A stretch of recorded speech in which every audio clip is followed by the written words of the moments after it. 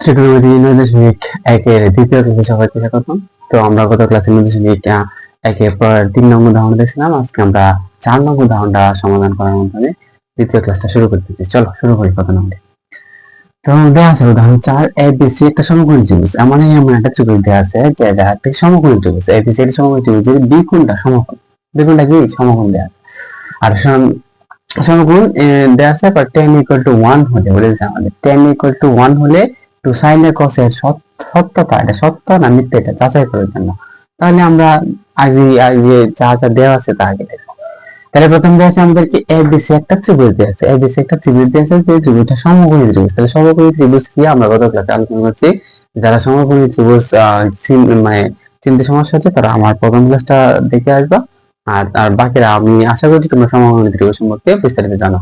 তাহলে শুরু করছি। দেখো এমন একটা ত্রিভুজ আছে যেটা হচ্ছে সমকোণী ত্রিভুজ। তাহলে চিত্রটা যদি আমরা আঁকাই এমন ভাবে একটা সমকোণী ত্রিভুজ আঁকাই, হ্যাঁ, তাহলে এইটা আমার একটা সমকোণী ত্রিভুজ। হ্যাঁ, সমকোণী ত্রিভুজ। তাহলে সমকোণী ত্রিভুজে বলে দিছে বি কোণটা ধরলেন এটা ধরলাম এ, এটা এটা বি, আর এটা হচ্ছে সি। তাহলে হচ্ছে এই ত্রিভুজের বি কোণটা সমকোণ, বি কোণটা সমকোণ, এই কোণটা ধরলাম কি সমকোণ। আচ্ছা, বিভিন্ন সমকোণ tan = 1, আবার আমার একটা মান বলে দিয়েছে tan = 1। তাহলে আমরা দিয়েছে কি দিয়েছে, আরেকটা কি দিয়েছে এটা লিখে নিই। দেওয়া আছে, তাহলে দেওয়া আছে কি দেওয়া আছে tan = 1, tan = 1। আচ্ছা 1 দেওয়া আছে। আচ্ছা 1 দেওয়া আছে, আমরা 1 লিখি, তারপর বাকিটা আমরা পরে বুঝবো। আচ্ছা প্রথম ক্লাসে আমরা একটা সূত্রের বেসিক আলোচনা করছিলাম আমার প্রথম ক্লাসে। তো আমরা সেই হিসেবে আমরা জানি tan এর সূত্র আছে, tan এ sin এ cos এ, এগুলো সূত্রগুলো আমরা শিখছিলাম। এর মধ্যে tan বলতে দেওয়া আছে লম্ব বাই ভূমি। আমরা tan কি জানি, লম্ব বাই ভূমি। তাহলে এইটার এই tan = 1 দেওয়ার মানে হচ্ছে আমার এমন একটা ত্রিভুজ দেওয়া আছে যার লম্বের মান দেওয়া আছে, ভূমির মান দেওয়া আছে। কিন্তু এখানে লম্বের মান দেওয়া আছে 1, লম্বের মান দেওয়া আছে কত 1, কিন্তু ভূমি তো মান দেওয়া নাই, ভূমি দেওয়া আছে ভূমির মান দেওয়া নাই। তাহলে আমরা দেয় না দেয় এই অঙ্কের ক্ষেত্রে দাও, আমরা পৃথিবীতে যে কোনো পূর্ণ সংখ্যার নিচে আমরা মনে মনে 1 ধরে দিতে পারি। কত দিতে পারি 1। যে কোনো একটা সংখ্যা যেমন 5 এর নিচে মনে মনে 1 থাকবো, 6 আছে এর নিচে মনে মনে 1 আছে। যে পৃথিবীতে যত সংখ্যা আছে, পৃথিবীতে যতগুলা সংখ্যা আছে সবগুলা সংখ্যার নিচে একটা 1 আছে। তাহলে আমরা ধরে নিতে পারি, তাহলে আমরা 10 = 1 দিয়েছিল, 1 এর নিচে মনে মনে একটা 1 ধরে নিয়েছি। তাহলে আমরা সূত্র অনুযায়ী দিছি tan = 1/1। তার মানে হচ্ছে আমার এমন এই ত্রিভুজের ক্ষেত্রে লম্বের মান দেওয়া আছে 1 এবং ভূমির মান দেওয়া আছে 1। tan জানি আমরা লম্ব বাই ভূমি, tan জানি লম্ব বাই ভূমি, tan আমরা জানি লম্ব বাই ভূমি। তাহলে লম্বের মান দেওয়া আছে 1 আর ভূমির মান আমরা পেলাম 1। তাহলে এই ত্রিভুজটার লম্বের মান 1, ভূমির মান 1। তাহলে আমরা বসাই লম্ব কি আমরা চিনছিলাম থিটা গুণের বিপরীতে যে বাহুটা থাকবো সেটা হচ্ছে আমার লম্ব। হ্যাঁ, আর থিটার সাথে লাগানো অবস্থায় যেটা যে একটা থাকবো সেটা হচ্ছে ভূমি। আর 90° গুণের বিপরীতে যেটা থাকবো সেটা হচ্ছে অতিভুজ। হ্যাঁ, অতিভুজ। তাহলে আমরা একটা সমকোণী ত্রিভুজ সম্পর্কে আমরা আলোচনা জানি। তাহলে থিটা গুণের বিপরীতে যেটা সেটা লম্ব, ভূমির সাথে লাগানো অবস্থায় যে রেখাটা থাকবে সেটা হচ্ছে ভূমি। আর এই কোণের সাথে লাগানো অবস্থায় যে রেখাটা থাকবে সেটা ভূমি। আর থিটা গুণের বিপরীতে যেটা হচ্ছে লম্ব। আর বাকি যেটা থাকবো 90° গুণের বিপরীতে যে বাহুটা থাকবো সেটা হচ্ছে অতিভুজ। তাহলে আমরা এই ত্রিভুজ সম্পর্কে আলোচনা বুঝলাম। তাহলে tan এর মান দিয়েছে আমার কি দিয়েছে লম্বের মান আর ভূমির মান। তাহলে লম্বের মান কত দিয়েছে আমার 1 আর ভূমির মান কত 1। লম্বের মান ওখানে 1 গুণ, কিন্তু আমার এখানে অতিভুজ নেই। আমার কি বাইর করছে এটা বাইর করলাম। sin মান লাগবে আর cos এর sin এর মান লাগবে আর cos এর মান লাগবে। এখন sin আর cos দুটো বের করতে হবে। তাহলে sin = আমরা জানি আমরা জানি কি জানতাম মনে আছে, sin θ = জানতাম লম্ব বাই অতিভুজ। লম্ব বাই কি জানতাম অতিভুজ। লম্ব বাই অতিভুজ sin θ = আমরা কিভাবে মনে রাখতাম এটা বলেছিলাম, সাগরের লবণতি। tan θ = টেরা লম্বাহত। tan লিখেছিলাম টেরা লম্বাহত, আর sin সাগরে লবণতি। আর cos এর বলেছিলাম কবরে ভূত আছে। cos এর বলেছিলাম cos θ, এমন cos θ = ভূমি বাই অতিভুজ।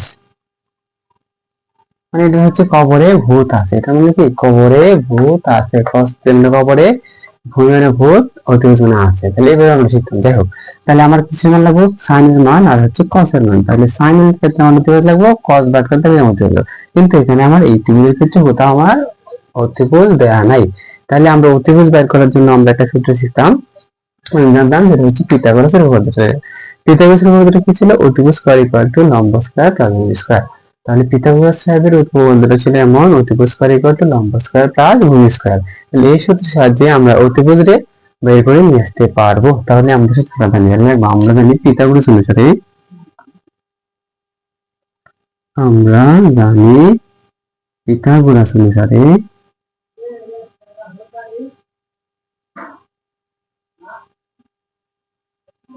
অনুসারে পিথাগোরাস অনুসারে অতিভুজ স্কয়ার ইকুয়াল টু লম্ব স্কয়ার প্লাস ভূমি স্কয়ার। কি জানি, প্রতিভুজ স্কয়ার ইকুয়াল টু লম্ব স্কয়ার প্লাস ভূমি স্কয়ার। তাহলে অতিভুজ কি হয়, অতিভুজ স্কয়ার ইকুয়াল লম্ব তার স্কয়ার প্লাস ভূমি তার স্কয়ার।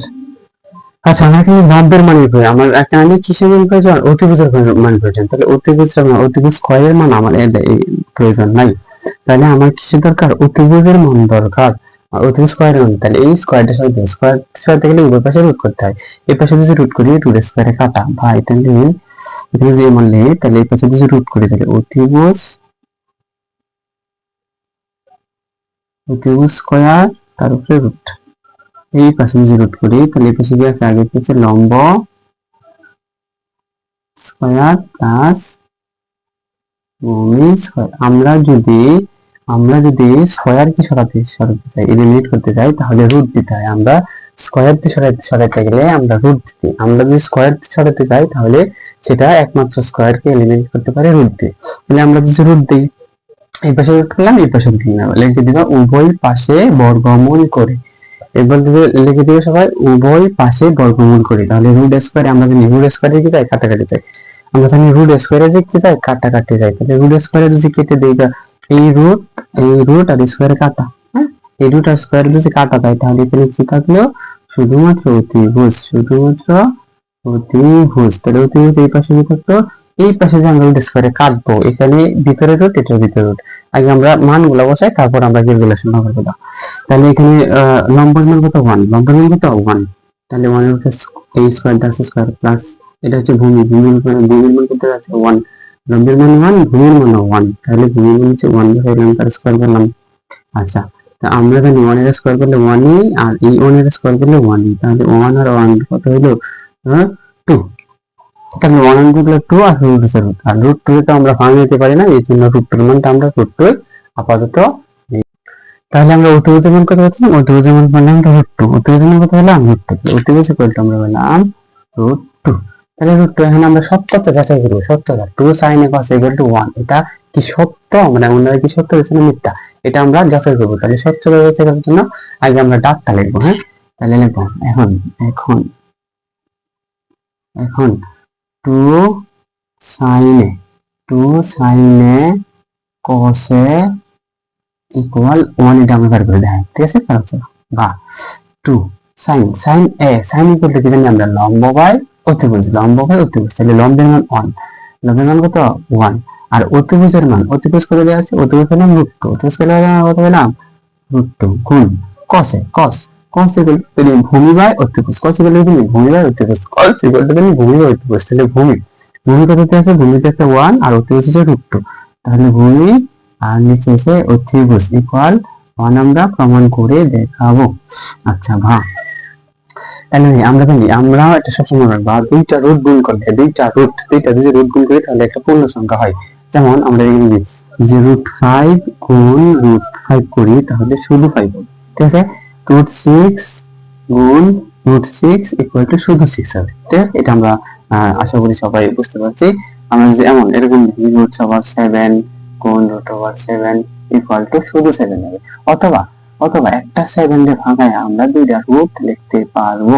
আমরা একটা সংখ্যারে পূর্ণ সংখ্যারে ভাঙায় দুইটা রুট, এখানে যে 2 এর ভাঙায় আমরা নাম লিখতে পারবো √2 গুণ √2, ঠিক আছে।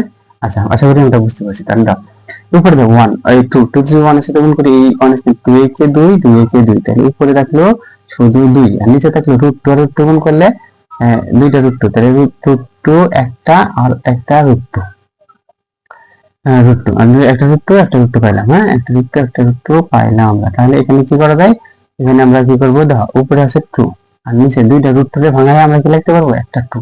তাহলে একটা 2, তাহলে উপরে 2 আর নিচে 2 কাটাকাটি থাকলে কত 1। এটা আমার কি ডান পক্ষ, ডান পক্ষে আমার এই মানটা দেয়া আছে। তাহলে সুতরাং সত্যতা যাচাই করা হলো, নাকি এটা প্রমাণিত। হ্যাঁ, প্রমাণিত। আশা করি অঙ্কটা সবাই বুঝতে পারছো। যদি যাদের বুঝতে সমস্যা হয় অঙ্কটা দ্বিতীয়বার আবার করবা, ক্লাসটা 2বার করবা, তাহলে